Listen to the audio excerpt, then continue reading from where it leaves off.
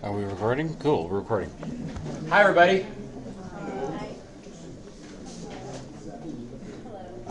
Thank you.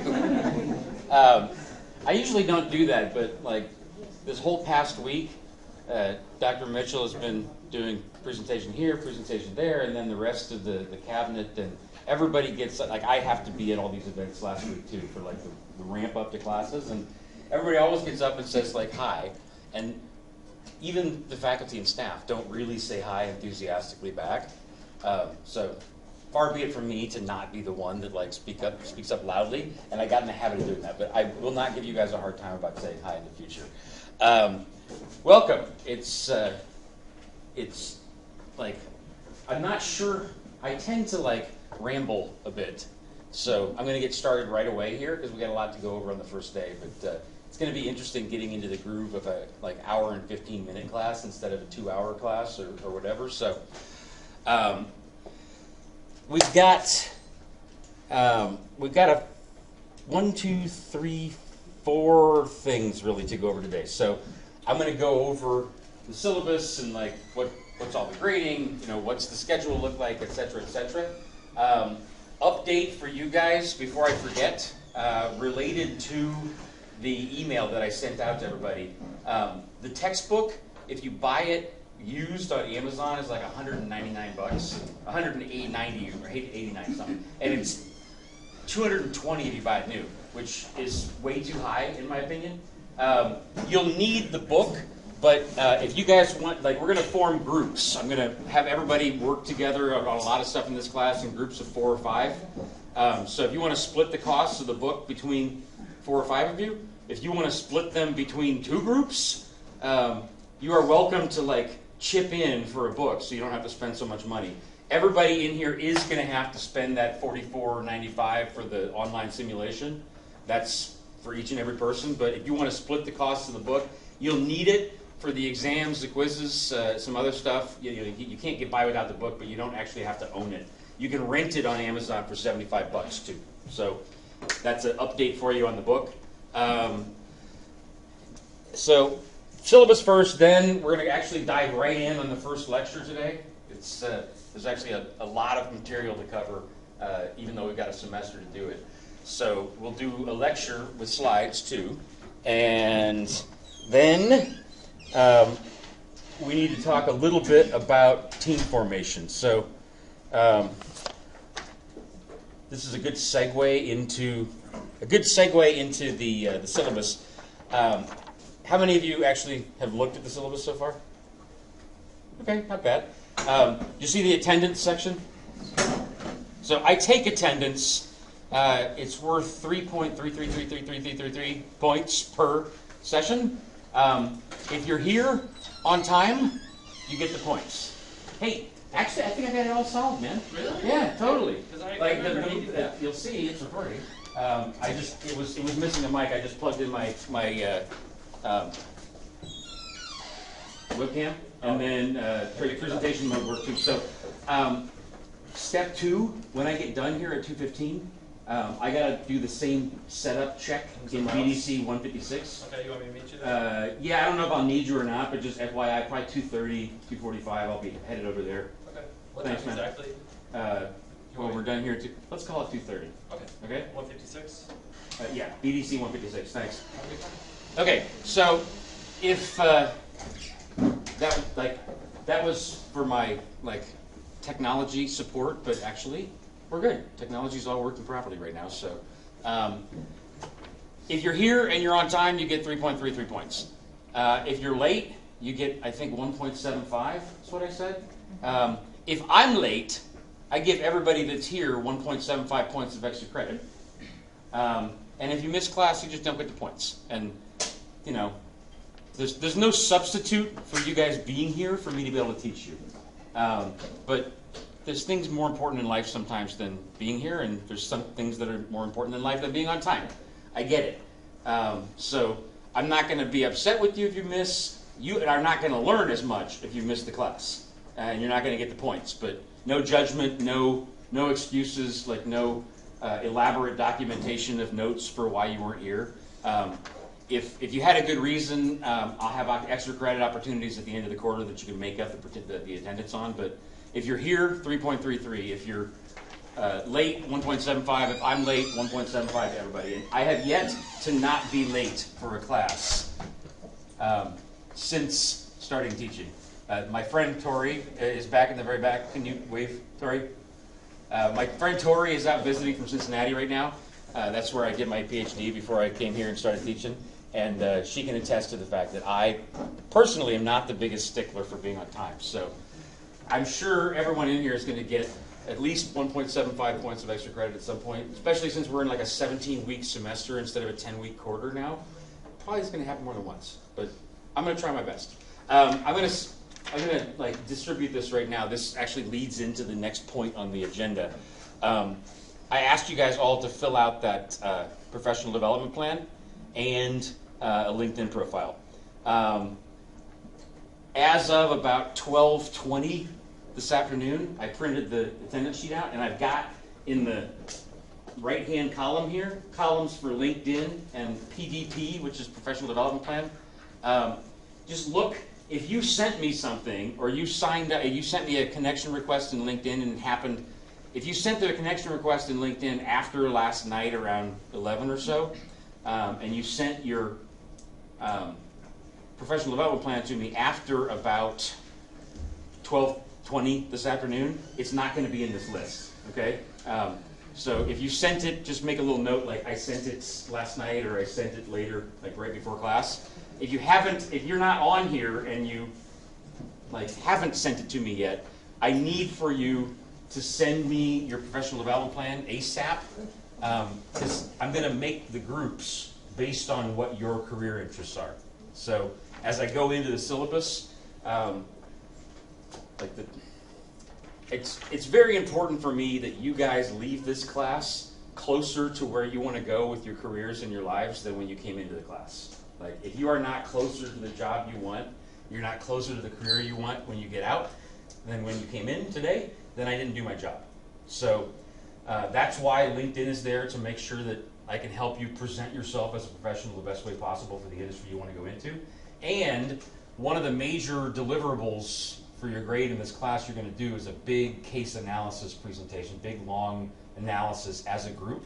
So I want you working on a company that you're interested in working for in the future. So I'm going to group the CPA people together, group the entertainment people together, group the banking and finance people together, so that you can all do that report on a company that you can be proud to show your future employers. Make sense? Yes. So I need to know what you want to do when you get done with this class as soon as possible. So if you haven't sent me the professional development plan yet, please send it to me ASAP.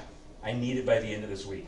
If possible, if everybody could send me stuff by tomorrow, like by Thursday, then we can set the groups on Thursday already, because you're going to need to be working with your groups the middle to the tail end of next week already. So the absolute latest is beginning of next week that we set the groups. So if you haven't sent me that, please send it ASAP.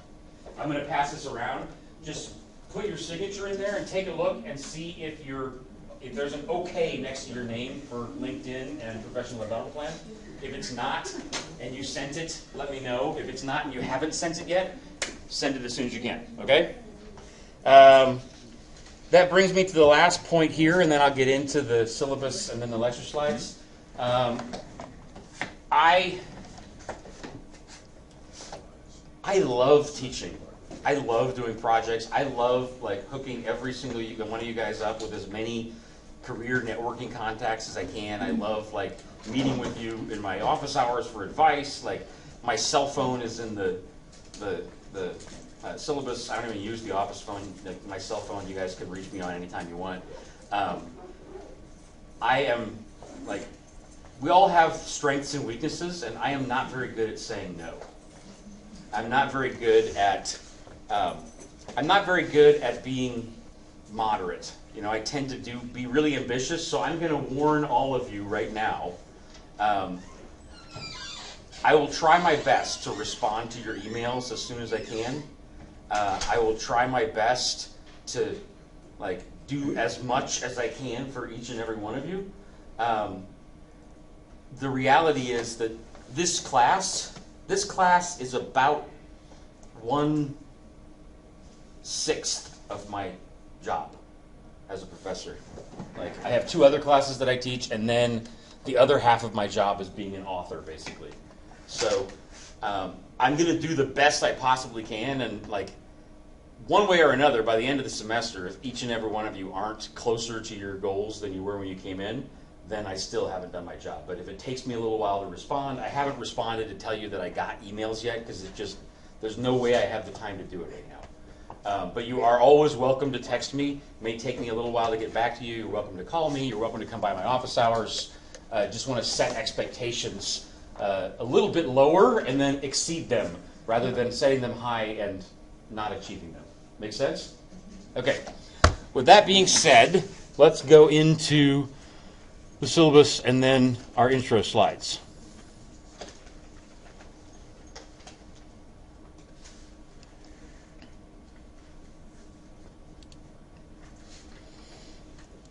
So if you notice at the bottom of the screen here, I'm recording the class. I try, like, we're kind of on the bleeding edge of technology here, but there's no real reason except for like technological hiccups that every single class I ever teach can't be recorded in video and audio for you guys to go back and refer to. So sometimes that doesn't work out. Most of the time it does.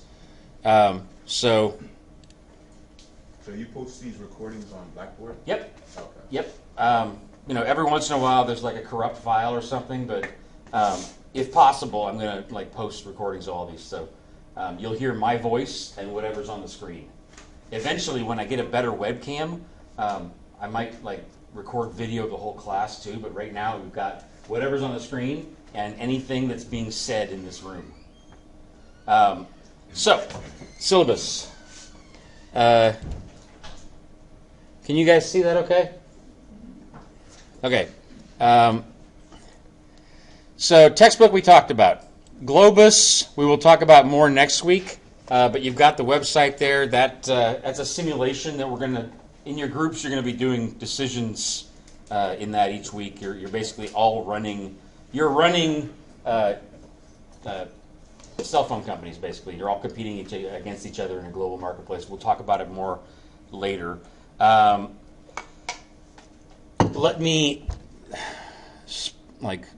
browse through a little bit here. Basically, my office hours are like immediately after this class, and then immediately after my second class of the day. So between now and 4 o'clock, I've got office hours, and then again between 5:30 and 6:45. So if that doesn't work for some reason, we can text, we can email, we can talk on the phone, and I've actually got the ability to do a remote desktop session with you guys. So it's been really helpful with my students in the past. The same way that IT can like go in and take over your laptop and move things around, I can do that. We can be on the phone, and as long as you're sitting in front of your computer, we can go through things like that. So even if those hours don't work, if you need to meet with me, I will make every effort possible. Expectations being set that I have other things that I have to do as well. I will make every effort possible to make a time that works. My email, that is my cell phone. So that's pretty much that. Just mentioning quickly here, we're going to do a fair amount of use of our library's databases. And again, like I've been really surprised with just how much we can do one-on-one over the phone and with that remote desktop connection. So it's going to be really important that that it's really important that you guys are able to access the library's databases from home. No problem. You just need to learn how to do it. I'll show it to you if you haven't done it already. And you need to be able to be sitting in front of your. Sometimes there's still a problem if you're using a tablet or your phone, just in the way that the documents work. So you need to be able to be sitting in front of a laptop or a desktop and be able to talk to me on the phone. If you're able to do those things, then you can achieve everything you need to do in this class. So course objectives, I'm not going to dwell on those too much. I want to like get through the important stuff and then see how much time we have left over. Suffice it to say that like this course is supposed to like bring together everything that you've learned in all the rest of your core classes in business. So we're going to tap into your marketing learning, your finance learning, your accounting learning, your ops learning, your HR learning. Okay? I'm still trying to. It's amazing how much. It's amazing how much in any organization, not just in academia, but certainly academia, how much people don't cooperate and work together. Even though I work in the same department in the same college with other people, we still could do a better job of knowing what each other teaches, so that I reinforce exactly what you learn in your classes. I'm going to try my best to like weave in more of exactly what you learn in your other classes over the course of the semester. So first of all, you're going to be integrating what you learn in all the rest of your core business classes. I'm going to teach you a few other things along the way, and the whole point here is looking at the whole business, looking at like what business do you want to be in, how do you want to compete, and how do all the different parts of the company fit together. So that's what the simulation is all about. That's what your case analysis is going to be all about. And that's the goal of the class, is that you think at that level. So, yeah. So would you say that this class focuses more on theory or on practice, like actual application of concepts? It's a balance. I always focus on practice. Okay. So Yeah, that's what I prefer, because I feel like most of the business courses I've taken here, they focus more heavily on the concepts, i.e. theory. So I'd actually like to get out there and get my hands dirty. I don't know if I could speak for everybody else, but I prefer practice over theory. believe me, we're on the same page on that one. What I've learned over time is that I tend to shortchange the importance of theory sometimes.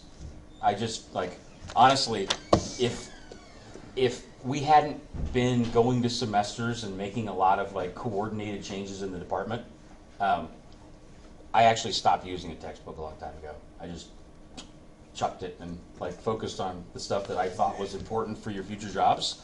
But there's a lot of stuff in there that's really good. And honest, I do a continuous improvement thing in the middle of the semester, so you guys can tell me what's working well, what can be better. Okay.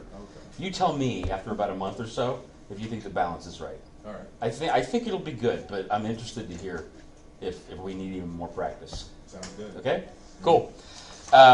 So the two big deliverables, other than sort of integrating everything you've learned and thinking at that level, like I said, you're going to have a big case analysis paper, and then you're going to have a presentation of that I'm actually going to have you do in video format.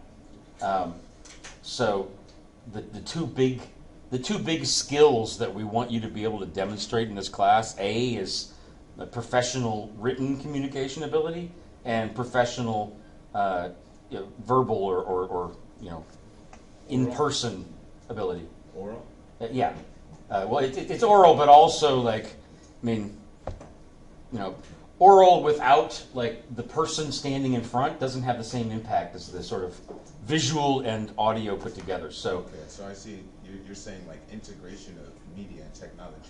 Well, no. The most important thing, I think, technically, what our certifying body says is that you have to be able to be a good public speaker. Uh-huh. But public speaking in 2016 is actually a multimedia concept. It's not just about talking. It's about honestly, I think more and more, it's not just about what you do face to face, but it's how you come across in video. I mean, between Skype and all kinds of other technology to be able to communicate on video, it's your body language, it's how you come across, it's not just your voice. So, but rather than doing presentations in class and taking up a big chunk of time, I'm going to have you guys, as a group, record sections in a video and put that video together. You're going to submit the video to me as the presentation. So those are the two major outputs: a big, long, written case analysis of a company that's in your industry that you're interested in, and a video presentation kind of giving a summary of that presentation. Okay? Okay. Okay, so that's the main points of the learning goals. If you look at the course grading here, we got 2 exams and a final. I haven't decided yet whether I'm going to make the final case-based or like multiple choice. I'm switching over to a new exam format to sort of be in line with everybody doing things a little more consistently for this class. So you'll have 2 exams and a final. Exactly what the format of those is TBD. I'll let you know as soon as I can. Case analysis paper and video presentation. I just kind of talked about that. One thing I do want to mention, as soon as we form the teams, I need for you guys as a group, it's going to be either 4 or 5 students per group, I need you to write up a team contract. And that's going to be, like, if you have conflicts, if somebody's not pulling their fair share of the work, if somebody has problems meeting the right time, like that contract is your guide to go by. So we'll talk about it again, but particularly important meeting times that work for everybody, the approximate amount of work that you guys expect to be putting in on this per week for this class as group members, how you're going to share the workload, and how you're going to resolve conflicts or disputes. Okay, it can be in a Word document, it can be in an email that you send me with bullet points. I don't care what the format is. You get 20 points for having submitted it, and then I actually multiply your grade on the paper by your by how your teammates rate you based on how well you did. So, you know, if everybody on the team's getting along and you all feel like you've pulled your fair share, then you get 100% of the 180. If somebody is not pulling their fair share and the contract was there and you just didn't go according to it, that group member will be, 80% of those points or 60% of the points, depending on how you're evaluated by your teammates. Does that make sense? Mm-hmm. Okay. Video presentation will be worth another 50. The simulation, I'll get into some more of the details in a little bit. The simulation we're going to do is worth 150 points. That'll make a lot more sense when I talk about it next Thursday. So not this Thursday, but a week from this Thursday. We'll spend the whole class session talking about the simulation. Basically, as a team, you're going to make a bunch of decisions each week about what price to make your cameras or your cell phones, what kind of screen resolution you're going to have, how much advertising you're going to invest in Latin America versus in Asia versus in North America. You're going to make a bunch of different, so how much debt you're going to use, how much you're going to pay down your debt, how much stock you're going to offer, a lot of different decisions. And based on how all those decisions fit together, some teams are going to have better financial performance, other teams are going to have worse financial performance. Like, however your team does by the end of the game, and we'll be doing it the entire semester, I multiply that by 50 points. So don't worry.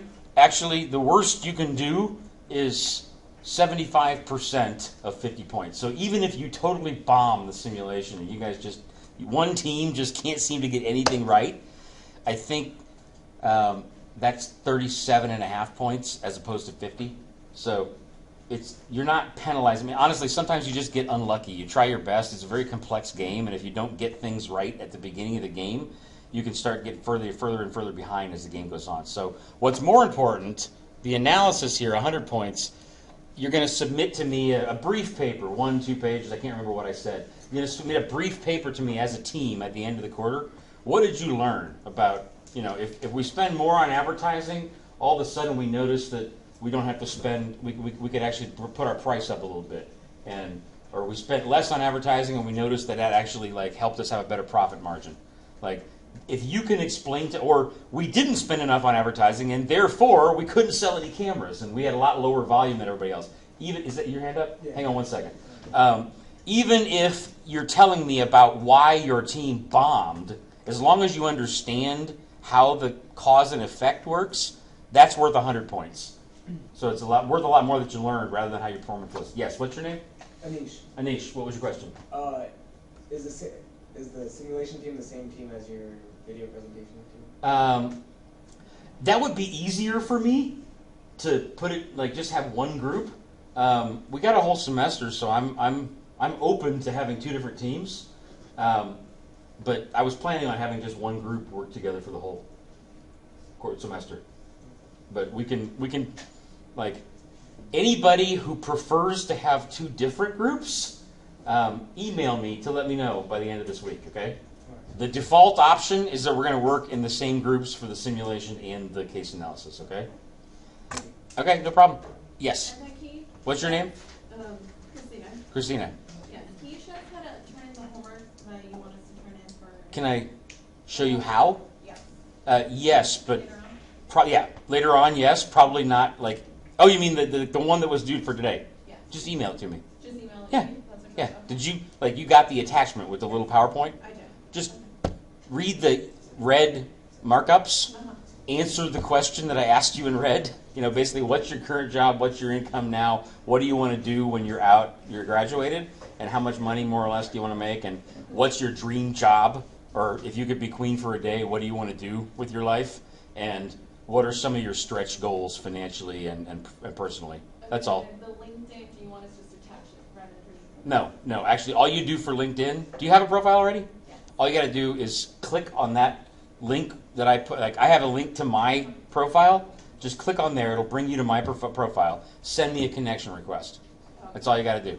If you don't have a LinkedIn profile already, you need to create one, at least a placeholder. Over the course of the quarter, those of you who sort of had less robust LinkedIn profiles, I'll give you some feedback on how to fill it out so you look better. Honestly, a lot of people in like older generations still. What's that? I never used LinkedIn before. What, you've never used it? Yeah, I never used it. You'll be blown away. We're going to talk about it. I'm going to go through just this whole lecture on LinkedIn. Did I can't remember if I said I was going to do it this week or next week. Yep, we're going to talk about it on Thursday. Should email you my email or? No, just go to LinkedIn.com. You can sign up for free. I did already. Yeah, and you created a profile? Yes, I did. Okay, then just click on that. Yes. Click on my in the email I sent. Click on that link that says linkedin.com/in/Jeremy A. Woods. Click on that, and you'll see a little button that says connect. Okay, that's all you got to do. No problem. So, really, I think in another 10 years, maybe a little more, as the baby boomers retire and die. Nothing personal to them. My parents are baby boomers. I don't want them to die, but we're all going to die sometime. As society continues to move forward, I don't think anybody's going to have a resume anymore after another 5 or 10 years. It's all going to be on LinkedIn. You can print it out, but we'll talk about it more on Thursday. If it's in LinkedIn, then the entire 7 billion person population of our planet can do computer-based searches and find you based on the information that's in your profile. If that's a standalone document, the only person that sees it is the person you attached it to the email for. LinkedIn is tremendously powerful for networking. I'll show you guys on Thursday. I do a little exercise where you guys just tell me the name of a company. I'll type it into LinkedIn, and I don't know. I don't even recognize the name of the company, but LinkedIn will tell me who I know that knows somebody that works there. It's an amazingly powerful tool. You can have a resume as well, but you can either be on not being on LinkedIn is kind of like not having internet access at this point in your professional networking. It's an incredibly powerful tool. So anyway, that is what you need to answer your original question, Christina, right? All you need to do is just click connect and fill out the PowerPoint and send it to me on email. Okay? Yes? Okay. Okay, cool. So 129, we're just about halfway. Explaining very brief. Okay, I explained a little bit about how I'm going to multiply your how you did as how your teammates rated you times your your paper for your actual paper grade. We talked about the Globus grading, participation. We talked about professional development. You'll notice here at the bottom of the grading, participation. We talked about professional development, 70 points. So that's actually part of it is doing your LinkedIn profile and making any edits that I suggest. Part of it is you filling out the professional development plan and doing any additional homework that I suggest. Perhaps preparing for career advice or mock interviews or mentoring, and preparing questions for our guest speakers and anybody that I put you in touch with. So it's a little bit in flux right now, the exact balance of that, but those 4 things together will add up to 70 points of your grade, okay? So as soon as you've done the LinkedIn and the professional development plan and sent it to me, you already get, I haven't decided how much yet, but you already get like a certain amount of points just for having done it. And then I'll give you some tips on what to edit and make better by the end of the semester. As soon as you do that, you get the rest of those points. As soon as I set up who we're going to have be our guest speakers, I will have you all prepare questions for them, and then you get points for having prepared the questions. And in the past, and I've been much more ambitious with this. I'm going to promise less and deliver more this time on networking in particular. Like I have a really big contact network. Over the course of the quarter, I'll tell you guys more about my personal background, but I think I have 10,000 contacts in my Outlook contact folder. And I know some really good mentors in any field you can imagine. So some of you mentioned where is, hang on, Noah? Is that it? Noah? Yeah. So you mentioned fashion, entertainment, stuff like that, right? I've got some great contacts for you in the fashion industry. No matter what you say, so other people mentioned banking. Other people mentioned sports management. Who I can't remember the starts with last name's a D. Dermagian. Is that you? Yeah. Baseball player, right? Yeah. Yeah. MLB. GM of the Texas Rangers, I think. Daniels? Huh? John Daniels? Can't remember his name. There's a guy that went to UCLA and Anderson School, the same place I did my MBA. I want to say it's a different name. It could have been not the Astros. I'm pretty sure it's right. Anyway, I know some people that I can it doesn't have to be just if you want to work for Barber Trooper King. Any industry you can imagine, I can put you in touch with people. And I used to try and have you put together a list of 10 of my. Just go into LinkedIn, look at everybody I know, and tell me 10 people you want to be introduced to. I'm probably going to have you do something similar, but if you multiply 10 introductions by 150 students, which is about how many I have across all 3 of my classes this semester, that's 1,500 introductions. It's logistically impossible. So I will try to hook each of you up with at least one advisor, mentor, contact. Sweet. And then, those of you who are the squeaky wheel and come to my office hours more and tell me, okay, that's not enough, I want more contacts, I'll do my best. But part of your grade for participation as well is following up with that person and making sure to talk to them on the phone, respond to the email introduction that I made, etc. So all of that together is 70 points. Make sense? Okay. We're going to have a couple of writing assignments. You'll see the calendar in a second. First writing assignment is going to be a cover letter focused on company, industry that you're interested in targeting. I haven't decided what the second assignment will be yet, but it's about 2 months down the road, so you got a little while. And then our very last week of classes, we're going to do the BAT exam. Did any of you guys remember taking that in 290? Well, it used to be 290, now 2,900. Part of our reporting to various the Cal State Chancellor's Office to the AACSB, which is the certifying body all over the world that sort of gives the stamp of approval to business schools. Part of what we have to report to them is how have we done progressing from where you were at with your knowledge at 290 versus where you're at the end in 490 or now for management 4000. So it doesn't matter. Your grade does not depend on how you do on that test, but you have to take the test, regardless of how you do. Hopefully you do well, because otherwise it makes me look bad. But your grade will be the same as long as you show up and take the test. You get 30 points for showing up and taking it, okay? Okay, so that's pretty much everything about grading. We can go into more details on future days. Does that make more or less sense grading-wise? Anybody have any questions on the big picture of grading? As we talk about each next lecture, each assignment, I'll give you more details on exactly what I want you to do and when I want you to do it by, okay? Any questions about grading right now? Okay, so basically today we've got the introduction to course overview. Thursday we're going to be talking about LinkedIn and your professional development plans. Next week, basically on Tuesday, I'll go through, I have a template that I want you to fill out. It's a very specific format. It's kind of like color by numbers or fill in the blanks for how I want you to do your group case paper, the one that's worth 200 points, 180. I will go through and explain exactly what I want you to do for all of that.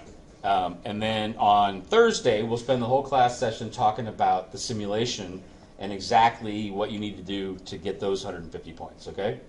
Then we'll start having sort of a back and forth with lecture on one day and discussion on another day.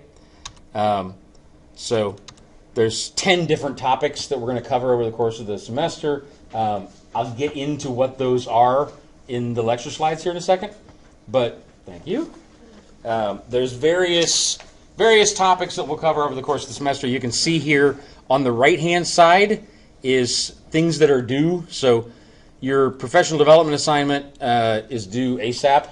Like theoretically, it was due by the end of the weekend, but it's I only sent you the email on Friday, so like get it to me as soon as you can.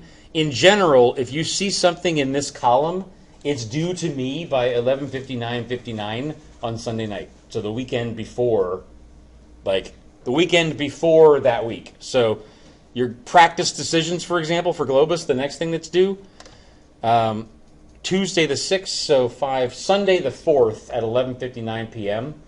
Sometime before that, as a group, you need to have made your entries into the website, okay? And then similarly going forward. So your writing assignment, you would need to email attachment to me. That's your cover letter that you're going to do by the end of Sunday the 11th. Now, it doesn't mean you have to do it on Sunday. You're welcome to take the weekend off, but all of my due dates are at the end of the weekend. So if you want to work on it over the weekend, you want to get it done early and send it to me before you spend your weekend and just enjoy your weekend, you can do whatever you want, but that's when it's due. Does that make sense? Okay. First exam will be at the end of September. Next one right at the beginning of November. I'm going to have you submit a draft of your case paper to me right before Thanksgiving break week so that I can look over them all and do some markups and tell each group, okay, this looks good. I want you to change a little bit here, change a little bit here. A, so that you get a better grade, and B, more importantly to me, so that the document that you have when you're finished is something you can be proud to show future employers. And then finally, after we get back from Thanksgiving break, you're going to turn in your lessons learned paper from the simulation to me. And then the last week of class, you're going to make whatever edits I said to do to your group case paper, and you're going to send me a link with the video file with all of you presenting. And then the last class session will have a final exam. Make sense? Okay, so that's all that. There's some more details on grading stuff here. I want to make sure to get to the lecture slides, so we'll talk about the details of grading in future class sessions as well. It's all documented here in the syllabus for you if you want to read it, but I can explain more as well. Last thing to point your attention to at the very bottom of the syllabus is a peer evaluation form. I'm going to have each group member fill this out for the other group members.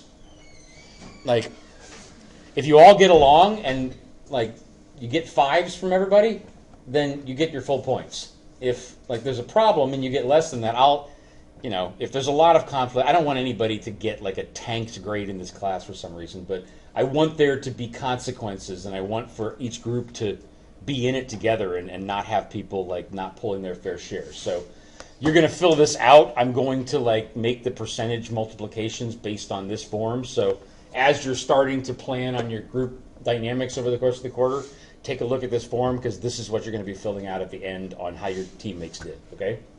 That's it for the syllabus. Any other questions before I go on to the lecture slides? Okay, cool. Lecture slides. So now, nifty new trick that I just learned. Do you guys know that you can change the projection mode on the desktops here in the classroom? Yeah. I did not. So in this case, I need extend because I have some notes to self in my slides, and I wanted you guys to just see the PowerPoint slides without actually the notes to self. So let's see if this works.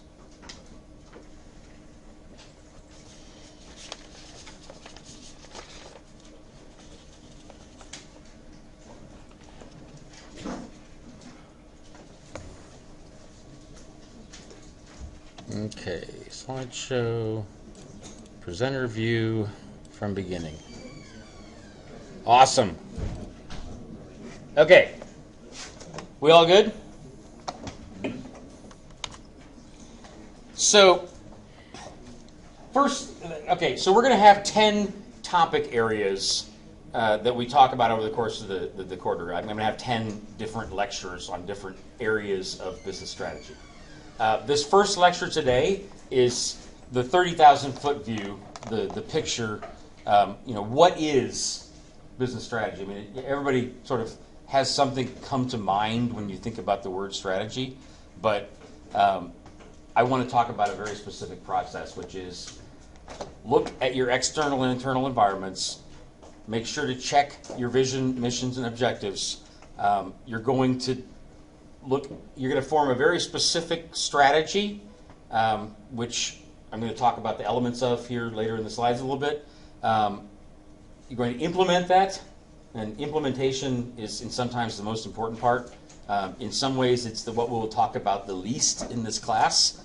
The last lecture is on implementation, but everything about inspiring people, hiring the right kind of people, having the right IT systems, the logistics, organizational culture, all of that, incredibly important. Like, you can have the best plans in the world, and if you don't actually implement them correctly, it doesn't mean crap.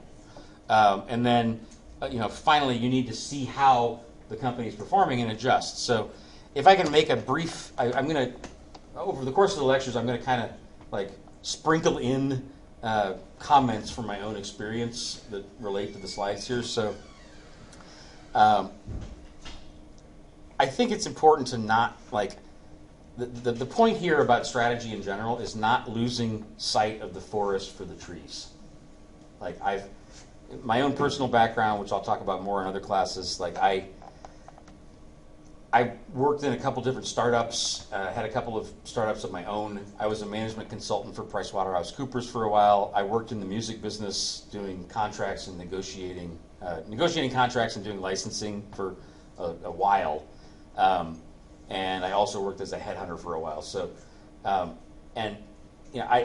I've always been really big on like rolling up my sleeves and getting things done. And it's like going back to, what's your name in the front row? Emmanuel Barber. Emmanuel. Okay, cool. I recognize like your name from like sending stuff to me. I can't remember. Hang on.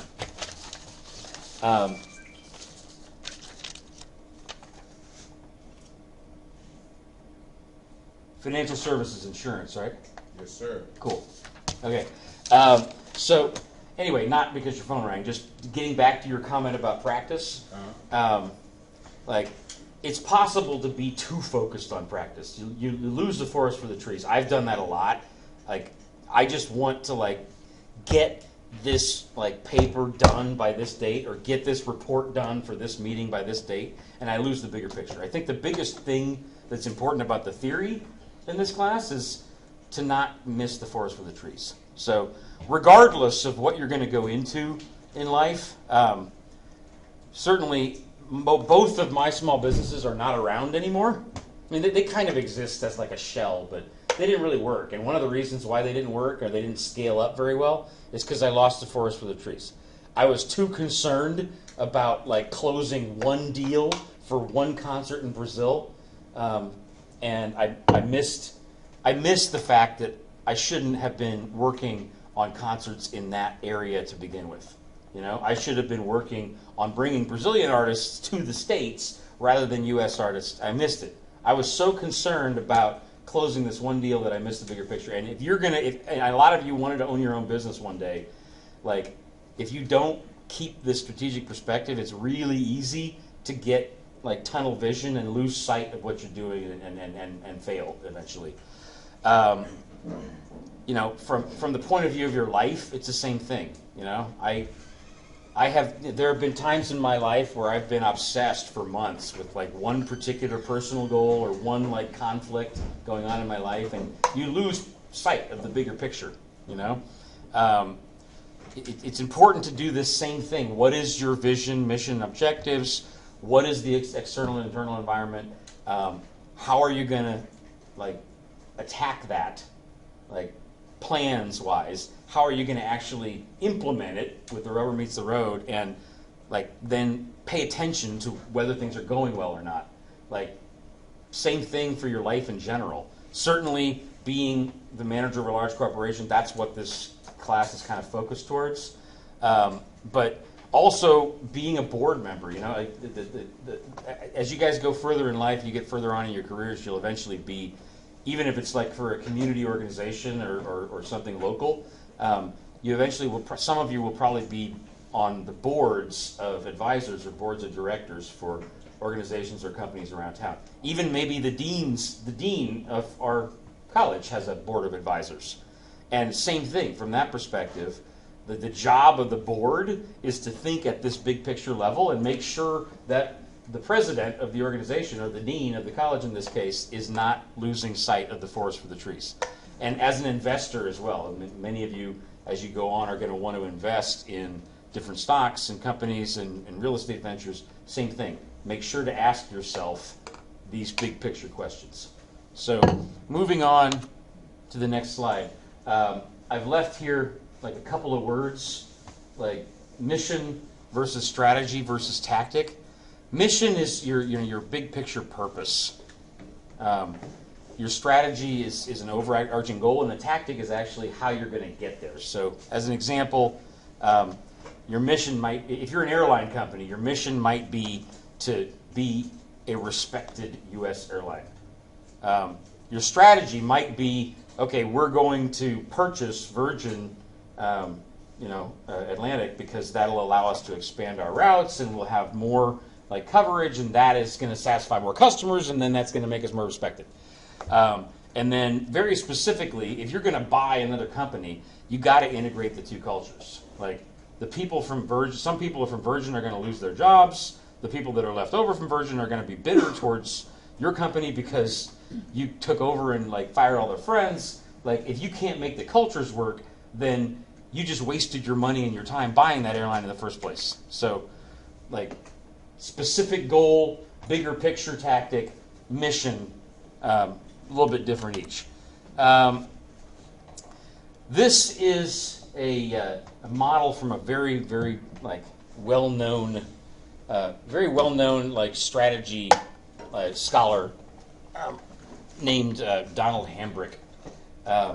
And if you look at it there, you've got your vision, mission, objectives, and vision we'll talk about more in a second. Even bigger picture than mission, and then objectives are specific goals, kind of like tactics and strategy like we talked about. Your strategy in the diamond there is a very specific set of 5 questions that I'm going to get into a little bit later in the lectures that you want to have an answer for. And then you're going to analyze. Strategic analysis is basically looking at the internal and external environments, your competition, and so forth. Customers will go through this in future weeks. You're going to look at the situation you're facing. You're going to look at supporting organizational arrangements, i.e., implementation, do you have the right people? Do you have the right culture? Do you have the right IT systems? Or based on what you do have, what are you able to do and what are you not able to do? That's going to affect the strategy you choose. And then, actually, it's not on this map, but there'll be a big feedback loop of how did the organization actually perform, which then may change what your vision and missions and objectives are depending on how you did. It's all kind of dynamic over time. So the point I want to add from my own personal experience here is your vision, missions, objectives, your strategy, the details, almost everything is going to change over time. Sometimes, and like, I looked at a video the other day that had a bunch of interesting factoids about our modern society and digital world, and I'm not sure how many of you have seen this or heard this statistic, but between like the evolution of human beings from like Cro-Magnon or like as soon as like Homo sapiens are considered a species up until like the 1700s and the Enlightenment, the whole volume of human knowledge doubled. From the Enlightenment until the Industrial Revolution, just 150 years later, it doubled again. From the Industrial Revolution to basically the Information Revolution, 50 to 70 years, it doubled again. And between the advent of personal computers and today, more like 20 or 30 years, it's doubled again. And if you look at the trend line by 2020 or 2025, within 10 years, it's going to be doubling every month. It's exponentially changing.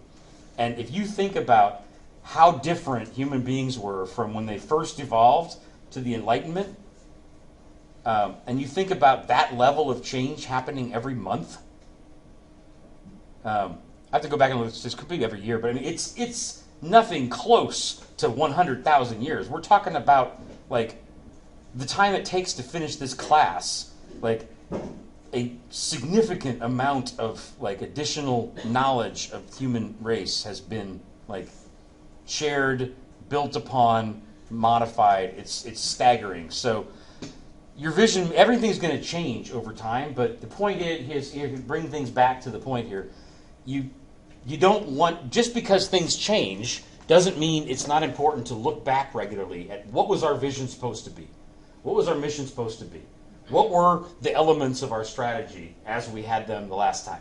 You may have to change them, but don't forget to ask. It's very important to keep making these references. You'll get. It's amazing how far off track you get in running a business, running your life, whatever, if you don't keep going through this process of asking yourself, what was I trying to do, and is it still what I'm doing now, and is it still what I should be doing now? So vision. I'll let you read the slide. My comment here from my own experience, it should be elegant. Like vision should be almost like poetry. You know, it's a big picture, it's long term. You want it to be concrete, but you don't necessarily want to be very detailed. You want it to be as elegant and broad as possible. Your mission,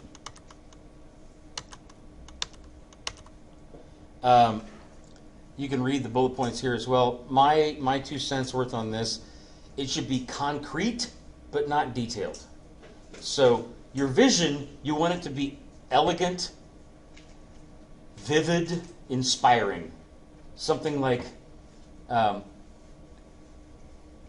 think my vision for my career as a professor is to, like,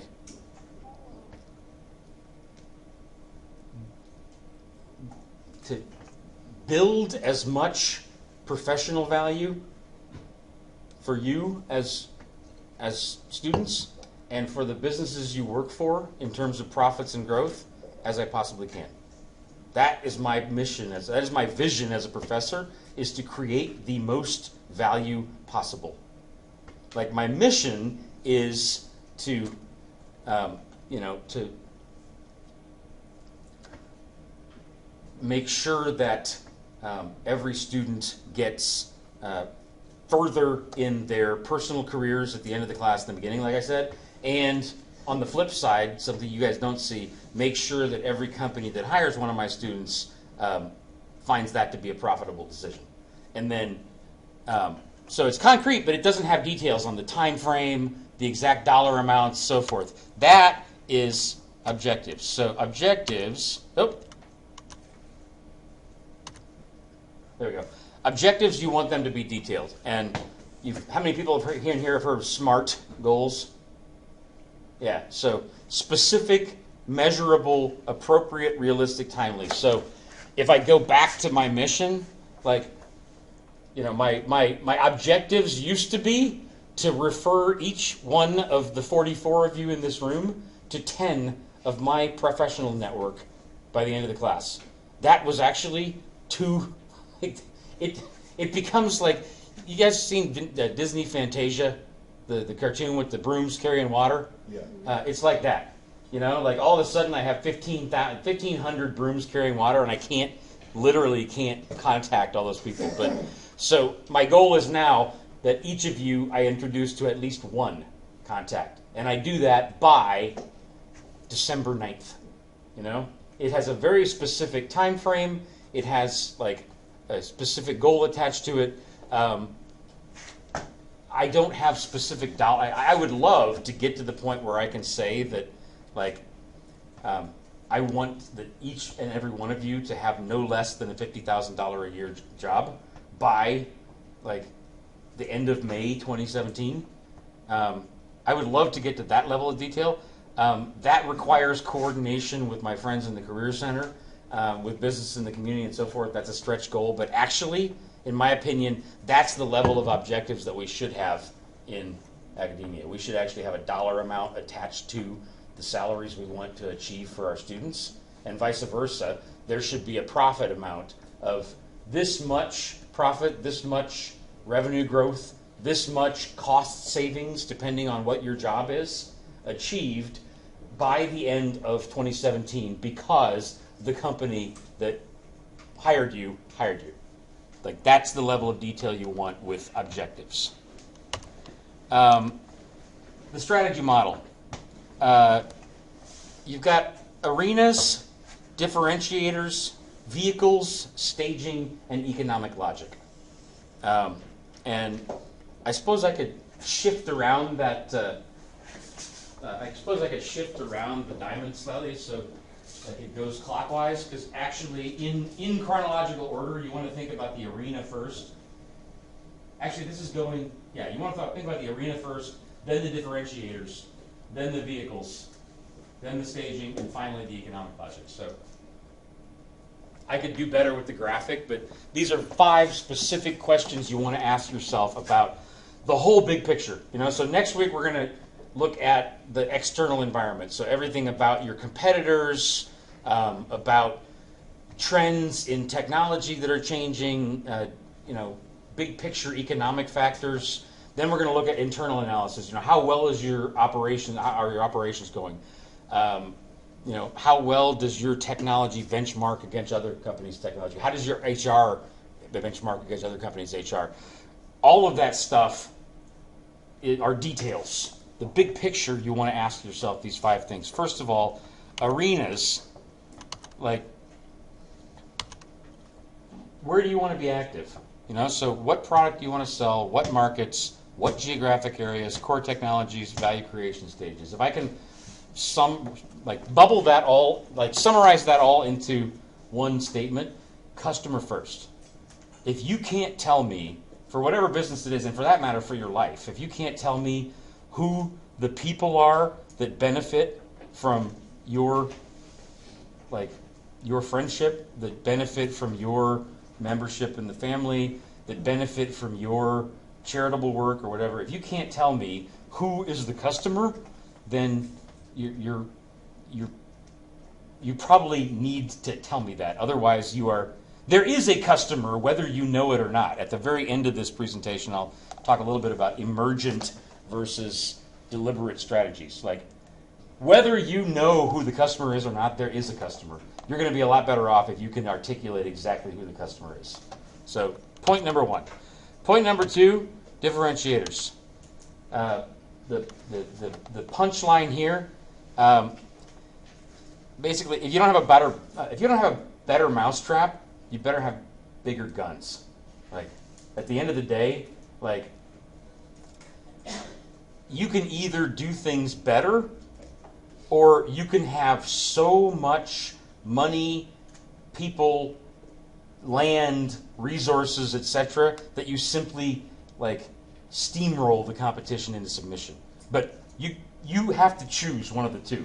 Either you are better at something, process-wise, your customer service is something that is better than the competition in terms of quality, or you have to have like overwhelming resources. At the end of the day, if we like go back and look at World War II, like I'm a pretty left of center dude in general, but I love watching war documentaries, and like at the end of the day, the U.S., the Western allies were not technologically superior, certainly in their like tactical and strategic attitude towards war, let alone in their like implementation of it. They were woefully outdone by Germany and Japan at the beginning, but there's no possible way in the end that Germany and Japan could have won like that conflict unless they had been even more better with the technology than they were, because the huge preponderance of money, resources, people, etc., was on the side of the Allies. And like, it's in any, whether it's in politics, geopolitics, life, business, warfare, or whatever, you're going to compete one of two ways. Either you are technologically light years superior, or you have a preponderance of resources. Okay, and you have to choose how are you differentiated. You need to know that in your strategy. Vehicles. So, how do you get there? Just because you know. So my 2 cents worth here. Just because you know the answers to the first two questions, don't get tunnel vision and think that you have to do it within the company or the division or the department that you were originally thinking of. You may realize that your customer, like as an example in academia here, like I may realize that my customer is a combination. Like half of my customers, you guys, the other half of my customer are the businesses and the communities that hire you. And the differentiator in my case, I need to improve my differentiators basically, but the differentiator in my case is a passionate, tailored method towards like practical value in this class. I go for better mousetrap because there's no way I have more resources. But I used to think that I should achieve all of that by doing the same thing with LinkedIn profiles and the same thing with networking in every single class. But actually, that's totally the wrong way to do it. I do very different stuff in my entrepreneurship class now than I do in here. So just because you know who the customer is and you know how you want to differentiate yourself, that doesn't mean the best way to do it is by starting a new department in your company. It may be that you want to buy another company, or it may be that you want to form a partnership with a company in another country where they're independent and you're independent, but you have a contract to work together.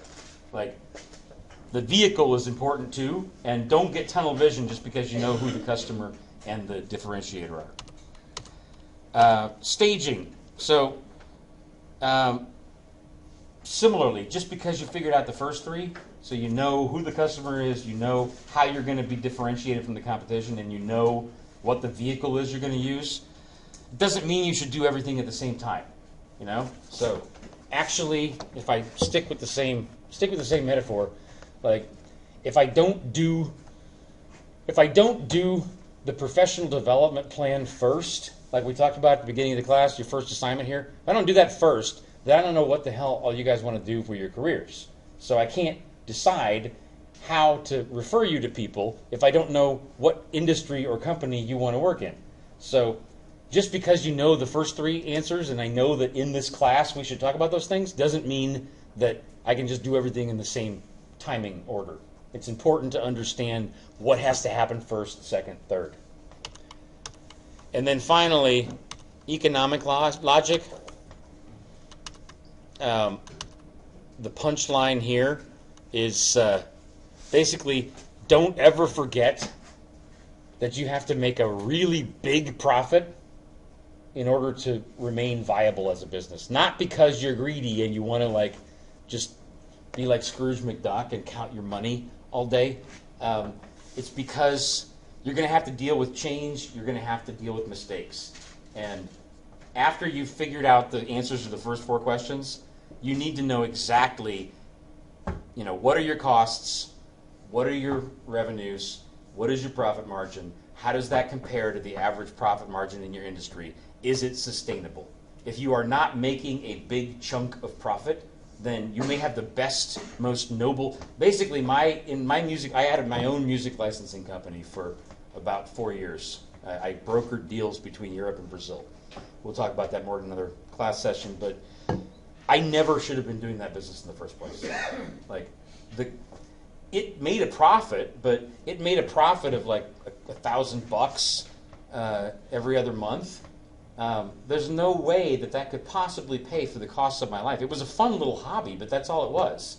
And if I had thought about the economic logic to begin with, then I would have stopped at that point and chosen a different customer, a different vehicle, and so forth, because there's no way that the four that I had chosen were ever going to create the kinds of revenue that I needed. So after you got all that, you need to ask yourself, how much money does it make? And the answer should be a lot. If it's just break even, you're probably in trouble. And then finally, is the strategy a winner? I'm going to, we've got about 7 minutes left. Okay, I think I can get done by. It's tough to cram this into an hour and 15 minutes instead of 2, especially when you ramble like I do. So, big picture here. That picture that I showed you at the beginning with the strategy of mission, vision, goals on the right side, and the internal, external environment and implementation on the other. Basically, does the right hand side of the map fit with the left hand side of the map? Is the question here for your strategy. How long will it work? Will it work and be stable for 6 months, a year, 5 years? The answer you want is the longest possible. If it's only going to work for a week, you barely got done figuring out the strategy and you're already not at an advantage anymore. So, and then finally, the performance test, the basically financial performance and measurable impact on your employees, their happiness, their lives, and on the impact that your company makes on the society, if you can measure it. If you just say, we do something good for the society, but you can't say, we actually produced exactly this much greenhouse gas emissions, and that is 30% less than other companies in our industry. If you can measure it, then great. But at the end of the day, if we go back to an Olympic metaphor, you may have the best, you may have the best form possible in the breaststroke, but the only thing that really matters is who touched the end line first. That's the only way that it's measured, and the only way that your strategy is measured is how much profit did you make, how much financial happiness, so forth, in measurable terms did you create for your employees, and how much of a positive impact did you make on the society? Measurable. If you can't measure it, then regardless of how beautiful the strategy might be, it's not complete. You need to actually ask yourself, how well is it performing? Very quickly here, we'll talk a little bit about different levels of strategy. I'm going to leave that out for now. This is basically a map. All of these slides, by the way, are on Blackboard, so you can look at them again later. This is basically a map of everything we're going to talk about in the rest of the lectures. Okay, so vision, mission, that's today. Next week, we're going to talk about the external environment. Week after that, we'll talk about internal. And on that map that I showed you before, those are the upper side of that left-hand or right-hand side of the map. After that, we're going to go into several weeks worth of lectures on business level versus corporate level strategy. And long story short, Disney, for example, Disney is in a lot of different businesses. Disney is in the film business, but they're also in the amusement park business. They're in the music business too. People don't know their labels aren't quite as big as some other companies, but they own ABC. They're in the TV business too. The TV business is totally different than the theme park business. So that's corporate level. Disney is at the corporate level. Business level is, how do you do the best amusement park possible? And then underneath that is actually, the logistics of the rides versus marketing and different functional areas of each company. So we'll talk about corporate versus business level. We'll have a whole section, a whole lecture just on competition with other companies and how to be competitively well positioned. We'll have a whole section just on international expansion strategy. Honestly, it's not even expansion anymore. We live in one planet. There's still nation states, but basically we live in one global economy already. So it's not really expansion. It's about, how aware are you of the entire global marketplace that you're in. We'll talk a little bit about mergers, acquisitions, cooperation, and so forth. At the tail end of the lectures, we'll talk about corporate governance, which is basically the board of directors level of the company. We'll talk a little bit about implementation, organizational structure, and so forth, and then we'll tie it all together in the case analysis. So that's kind of a map of where we're going. With the 3 minutes that I have left, I talked a little bit about emergent versus deliberate strategies. So I don't think most companies exist somewhere in the middle of this spectrum. A deliberate strategy is, you answered all the questions. You know what your vision, your mission, your goals are. You can answer what is the, what's the arena, what's the differentiator, what's the vehicle, what's the staging, what's the economic logic. You can answer all those questions. You've done your internal and external analysis. You know how to compete with everybody. You know how to implement, and you do it all, and it works exactly the way you planned. That's deliberate. Emergent is when, if I think back to my own music licensing company, my customer was always like the actual live venues and people that wanted to sell products, advertising, like P&G or advertisers, stuff like that. It was never the artists. It was never actually the fans. But I didn't realize that. That was my customer, but it took me 4 years of running the business the wrong way to realize it. But that was still so most businesses, you're never going to go exactly from what you planned to reality. But you want to not be completely sort of drifting. So it's important to realize that there's going to be things that you didn't plan on, that you didn't realize, that still are part of your strategy. You just want to kind of minimize those. Business model, very quickly. We'll talk about it more in future classes. It's a very important top-level tool that I personally like to use. And really, this is if the front end of the lecture I said, we want to make sure that you don't lose sight of the forest from the trees, the business model is actually going to be something that I have you do in the case analysis, and it's being able to tell me what is the value your business, your life, your whatever, you can apply this to anything else too, but what is the value your business delivers to the customer in the customer's terms? Okay?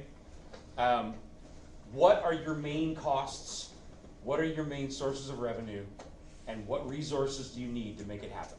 Like that, as opposed to checking back once a month or once every quarter, business quarter, whatever, that you should actually have memorized in your head. You should be able to rattle off to me for whatever business you're in. If you're going to be successful in that business, you should be able to tell me exactly what value it is customers get from you, what your major, how your revenue streams come in, what are your revenue streams, what's the timing of them, what are your major variable costs, what are your fixed costs, and what are the resources you need to be successful.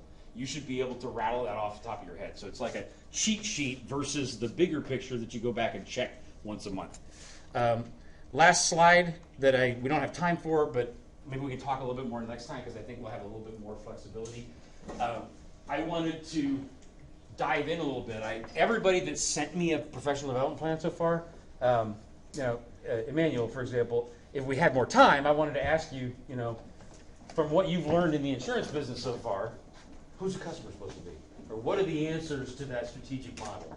Like, I wanted to have a little more time for us to talk about the industries you guys are interested in.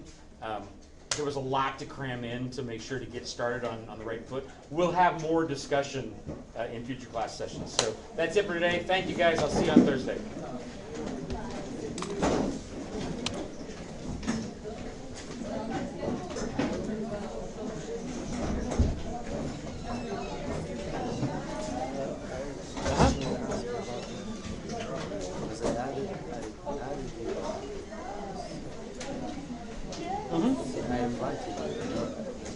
Yeah, that's fine. If you sent me, if you sent them an invitation, on my email and sent you.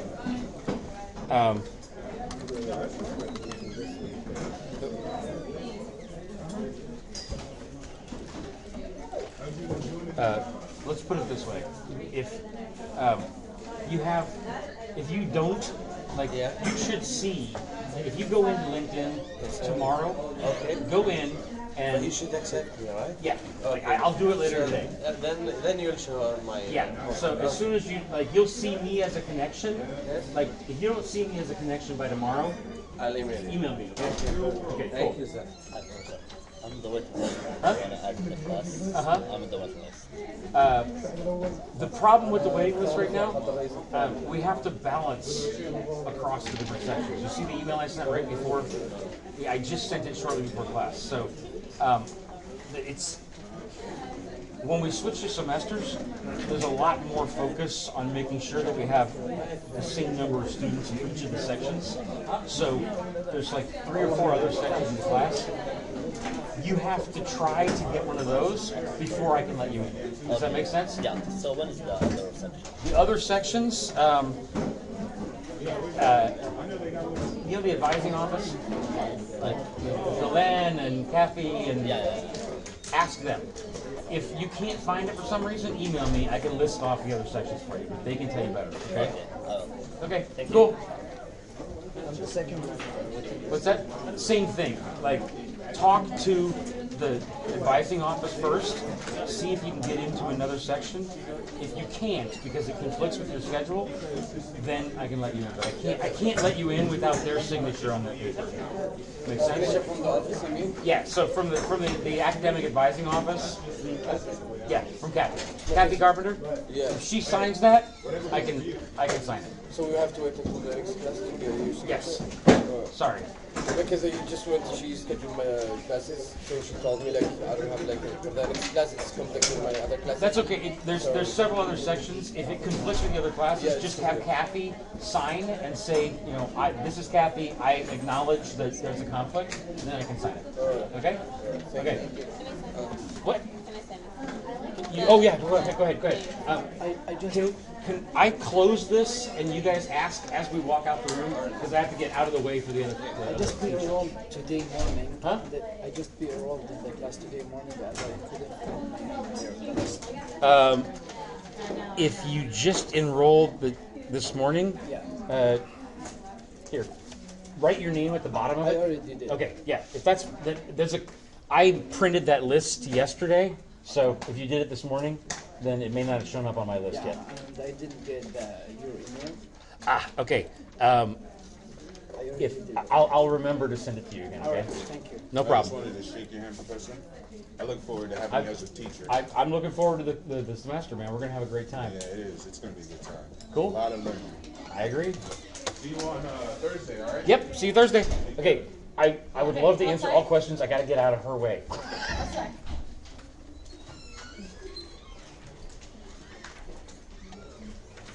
And I almost forgot. I have to stop.